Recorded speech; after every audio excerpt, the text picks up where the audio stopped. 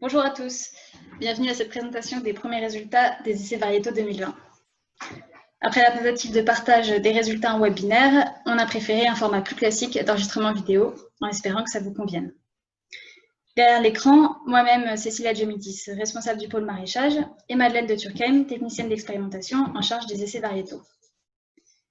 C'est Madeleine qui va vous présenter la totalité des slides, donc je vais lui laisser la main maintenant, et au plaisir de vous voir jeudi matin. Je vais maintenant vous présenter les résultats des essais variétaux mis en place cette année à Sudexp. Donc, ce sont des essais qui rentrent dans le cadre d'un projet financé par FranceAgriMer, qui est piloté par Sudexp et dans lequel on retrouve des essais variétaux mis en place à la Prel, au CEFEL et à la Chambre d'agriculture du Vaucluse. Je vais commencer par vous présenter les résultats des variétés en chenille précoce. Donc un créneau qui a été planté le 4 mars, débâché le 12 mai et dont les récoltes ont commencé le 1er juin. Ce qu'il faut noter d'un point de vue météorologique, c'est qu'on a eu de fortes pluies en début de nouaison, comme on peut le voir ici, qui ont ralenti la nouaison et qui ont fait que la récolte a été plus tardive que les années précédentes.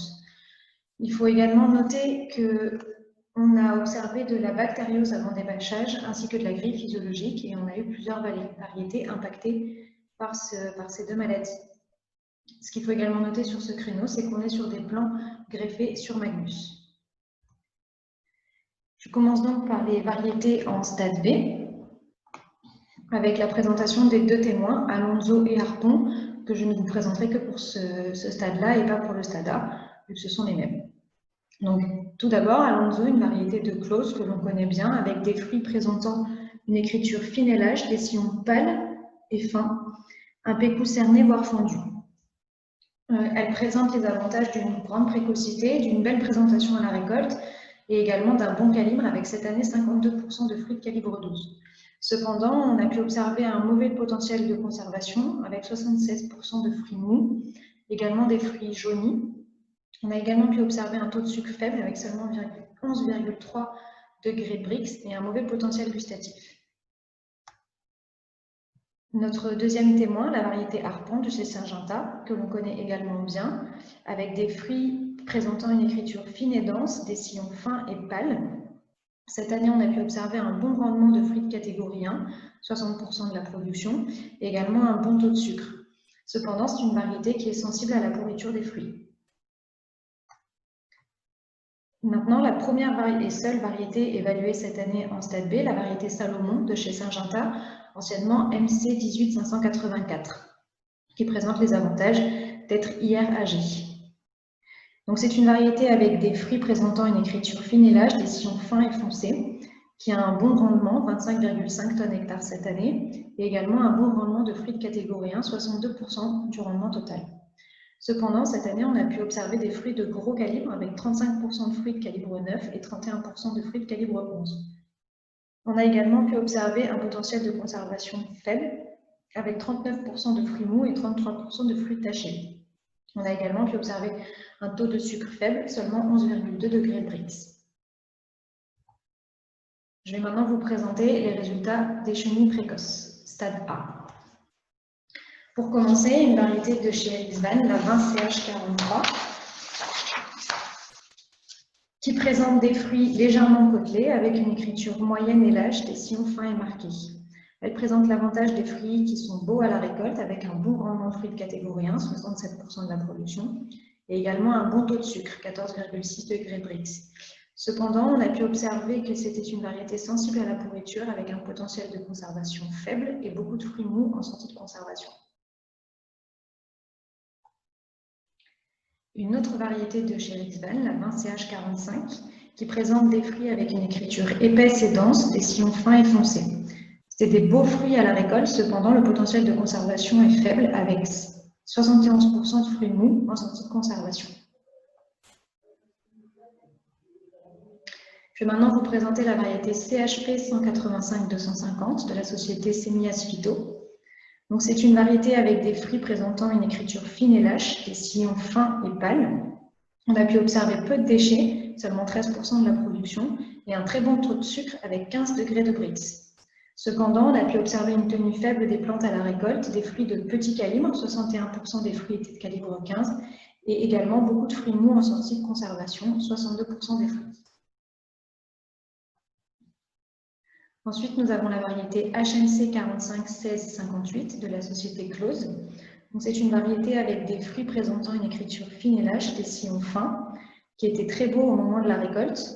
On a pu observer également une bonne nouaison avec 6,6 fruits par mètre linéaire, ce qui a permis une production importante avec 26,1 tonnes hectares. C'était également une production très groupée, avec une très grosse semaine de production. C'est également une variété qui a produit peu de déchets, seulement 15%. Cependant, on a pu observer un potentiel de conservation faible, avec 88% de fruits mous en sortie de conservation et 50% de fruits tachés. On a également pu observer des fruits qui étaient jaunis, notamment au niveau des sillons. Une autre variété de la société Close, la HMC 451671, qui présente des fruits tétonnés avec une écriture fine et dense, des sillons fins et foncés. De manière générale, les fruits étaient quand même très déformés, comme on peut le voir sur la photo. C'était des fruits de bon calibre, avec 58% de fruits de calibre 12.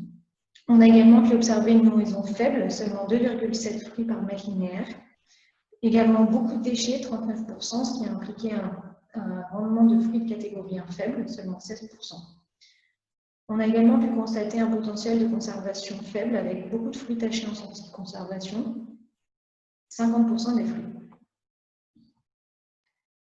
Nous avions également la variété NUN 1418 de la société Nunems, qui présente des fruits clairs avec une écriture fine et hétérogène en densité, des sillons clairs qui s'estompent et un pécou bien cerné. Elle présente les avantages d'une très grande précocité en comparaison des autres variétés du créneau, et également d'une grande productivité, avec 20,1 tonnes hectares cette année. Elle a également produit peu de déchets, seulement 14%. Un de ses avantages, c'est également un bon potentiel de conservation et un bon taux de sucre, 14,7 degrés de Brix. Cependant, ce qu'on peut noter, comme on peut le voir sur la photo, c'est que c'est des fruits qui sont assez pâles et que les sillons qui s'estompent se voient quand même beaucoup. Et enfin, la dernière variété évaluée sur ce créneau, une variété de la société Séminis, SVMC 8795, qui présente des fruits légèrement côtelés avec une écriture fine et lâche, des sillons moyens et foncés. C'est une variété qui n'était pas greffée à la demande de la société et on a pu observer une sensibilité à la fusariose avec près de 50% des plants attaqués par la fusariose. On a également pu observer une nouaison faible, seulement 2,8 fruits par mètre linéaire et beaucoup de fruits mous et tachés en sortie de conservation, comme on peut le voir sur la photo.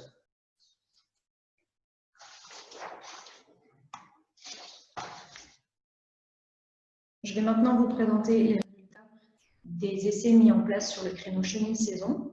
Donc une plantation du 17 mars qui a été débâchée le 12 mai et les débuts de récolte au 5 juin. Comme pour le créneau précédent, on peut observer qu'il y a eu beaucoup de pluie au moment du début de la nouaison, mais ça a eu moins d'impact que sur le créneau suivant.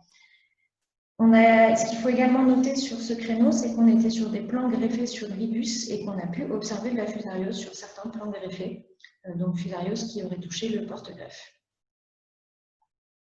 Je vais donc commencer par les variétés en stade B. Et les premières variétés que je vais vous présenter sont les deux témoins, Gandalf et Silvio, qui sont les mêmes pour les stades A. Pour commencer, la variété de Nunems, Gandalf, que l'on connaît bien, qui présente des fruits avec une écriture fine et lâche, des sillons fins et foncés et un pécou cerné. L'avantage de cette variété, c'est qu'elle est très précoce, qu'elle présente de jolis fruits à la récolte et qu'elle a également un bon potentiel de conservation. Cependant, on a pu observer que c'était une variété qui était sensible aux taches fluo, ce qui a fait qu'on a eu 24% de fruits en déchets, et donc un rendement de fruits de catégorie 1 faible avec seulement 37%.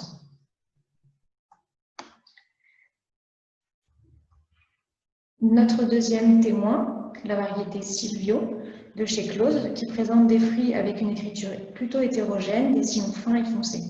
Elle présente les avantages d'un fruit de bon calibre avec 68% de fruits de calibre 12, d'un très bon rendement de catégorie 1, 77% des fruits, et donc peu de déchets, seulement 6%, et également d'un bon potentiel de conservation. Cependant, sur ce créneau, on a pu observer un faible taux de sucre, seulement 13 degrés de Brix. Une des premières variétés évaluées, la variété Geco de chez Close, une variété qui présente des fruits légèrement côtelés, avec une écriture épaisse et dense, des sillons fins et foncés et un pécou cerné. Elle présente les avantages d'une précocité importante, plus importante que Gandalf même. Également, on a pu observer des beaux fruits au moment de la récolte, un bon calibre avec 65% de fruits de calibre 12, un bon rendement de catégorie 1, 70%, un bon taux de sucre, 14,5 degrés de Brix, et également un bon potentiel gustatif.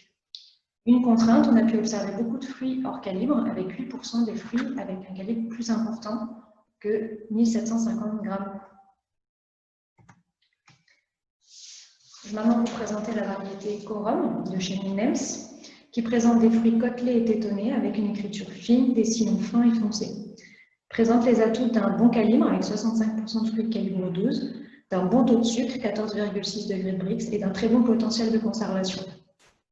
Un de ses défauts cette année, c'est qu'elle a été très peu précoce. Ça a été la variété la plus tardive sur ce créneau et ce stade. La variété Kodiak de chez Close, anciennement HMC 45 1425, qui présente des fruits avec une écriture fine et lâche, des sillons fins et marqués et un pécule cerné. Un de ses avantages, c'est qu'elle a été très précoce, plus que Gandalf, qu'également elle a présenté des fruits très beaux à la récolte.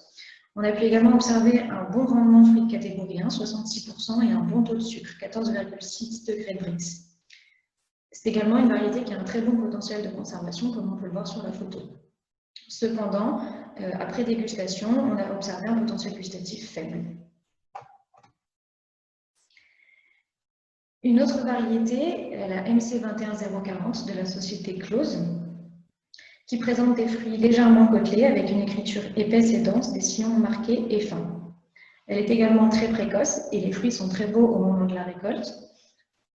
C'est également une variété qui a un bon rendement de fruits de catégorie 1, 67%, et un très bon potentiel de conservation.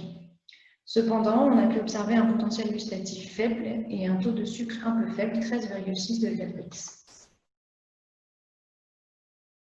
Je vais maintenant présenter la variété Sagranor de chez Syngenta. C'est une variété avec des fruits légèrement côtelés, présentant une écriture épaisse et dense, des sillons épais et foncés. C'est une variété très productive avec 27,6 tonnes hectares cette année, une bonne noaison, 6,6 fruits par mètre linéaire. C'est également des fruits de bon calibre avec 63% des fruits de calibre 12, un bon potentiel de conservation et un bon taux de sucre avec 14,4 degrés de Brix. Cependant, c'est une variété dont les fruits sont sensibles à la pourriture. Enfin, je vais vous présenter la variété SDMC 8795 de chez Séminis, qui présente des fruits légèrement côtelés avec une écriture épaisse et lâche, des sillons foncés et épais, un pécule cerné. C'était des beaux fruits à la récolte avec un bon rendement de fruits de catégorie 1, 68%. On a également pu constater un bon taux de sucre avec 14,5 degrés de Brix, un bon potentiel de conservation et un bon potentiel gustatif. Cependant, on a observé beaucoup de fruits de gros calibre, avec 29% de fruits de calibre 11 et 21% de fruits de calibre 9. Je vais maintenant vous présenter les résultats des stades A. Donc pour commencer, la variété 20CH49 de la société Rixban, qui présente des fruits oblongs avec une écriture épaisse et lâche, des sillons fins et foncés. Donc c'était des fruits très beaux au moment de la récolte. C'est une variété productive avec 24,1 tonnes hectares et un bon potentiel de conservation. Cependant, on a pu observer beaucoup de fruits de gros calibre avec 42% des fruits de calibre 11. Une autre variété de la société Rixban, la variété 34CE0023, anciennement 19CH23, qui présente des fruits avec une écriture moyenne et hétérogène en densité, des sillons épais et foncés. Parmi ces atouts, on a pu constater un bon calibre avec 68% de fruits de calibre 12, un bon potentiel de conservation et un bon taux de sucre avec 14,3 degrés de Brix. Cependant, c'est une variété qui a été très peu précoce, une des plus tardives sur ce créneau et sur ce stade, et également les fruits sont sensibles à la pourriture. Maintenant, vous présentez la variété MC21031 de la société Syngenta, qui présente des fruits légèrement côtelés avec une écriture épaisse et dense, des sillons fins et foncés. C'est une variété qui a été très précoce et groupée, avec des beaux fruits au moment de la récolte. C'est également une variété productive avec 24,4 tonnes hectares, des fruits de bon calibre, 70% de fruits de calibre 12, un bon rendement de fruits de catégorie 1, 73% des fruits, et un bon taux de sucre, 14,7 degrés Brix. Cependant, on a pu observer une tenue faible des plantes au moment de la récolte. Une autre variété de la société Syngenta, la MC21919, qui présente des fruits légèrement côtelés avec une écriture épaisse et lâche, des sillons épais et foncés. Comme la variété précédente, elle présente une grande précocité avec des beaux fruits au moment de la récolte. C'est également une variété productive avec 23,1 tonnes hectare, des fruits de bon calibre, 74% de fruits de calibre 12, un très bon rendement de fruits de catégorie 1, 81%. C'est également une variété qui présente un bon potentiel de conservation et des bons taux de sucre avec 14,4 degrés de Brix. Je vais maintenant vous présenter la variété MEL 03197 de la société Sakata, qui présente les avantages d'être une variété à la fois résistante au puceron et résistante à la fusariose race 1-2. Donc, cette variété présente des fruits avec une écriture fine et dense, des sillons moyens et foncés et un bégout bien cerné voire fondu. Parmi ces avantages, on a pu constater un très bon taux de sucre avec 15,2 degrés de Brix. Cependant, ces fruits étaient sensibles à la pourriture. On a pu observer donc beaucoup de déchets, 33% des fruits, et un rendement de catégorie 1 faible, 39%. Une autre variété de la société Sakata, la MEL 03198, qui présente des fruits légèrement tétonnés, avec une écriture épaisse et plutôt dense, des sillons fins et foncés qui s'estompent et un bégout bien cerné. On a pu observer un très bon taux de sucre avec 15,0 degrés de Brix et un bon potentiel de conservation. La variété NUN 14049 de la société NUNEMS, qui présente des fruits légèrement côtelés avec une écriture épaisse et hétérogène en densité, des sillons épais et foncés. On a pu observer un très bon taux de sucre avec 15,2 degrés de Brix, mais cependant les fruits étaient très déformés. Et une deuxième variété pour terminer de la société NUNEMS, la variété Torum, qui présente des fruits légèrement côtelés avec une écriture moyenne et lâche, des sillons foncés et bien marqués. On a pu observer des fruits de bon calibre avec 68% de fruits de calibre 12, un bon taux de sucre, 14,9 degrés de Brix, et un bon potentiel de conservation. Cependant, c'est une variété qui a été très peu précoce parmi les plus tardives de ce créneau-là.